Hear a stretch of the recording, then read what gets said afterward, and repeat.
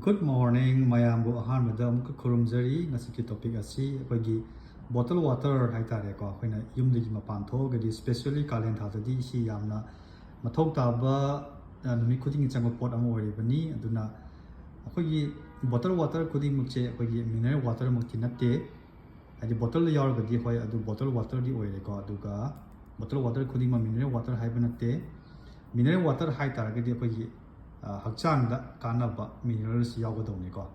minerals yawba ising dubo akoina mineral water kawi aduna mineral yawba yawdabra hain hana yengbiu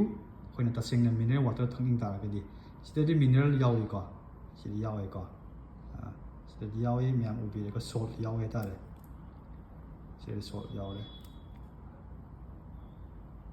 magnesium potassium calcium yawi sidi mineral water kawi natragadi mineral water kawi adi ko mayam bye thank you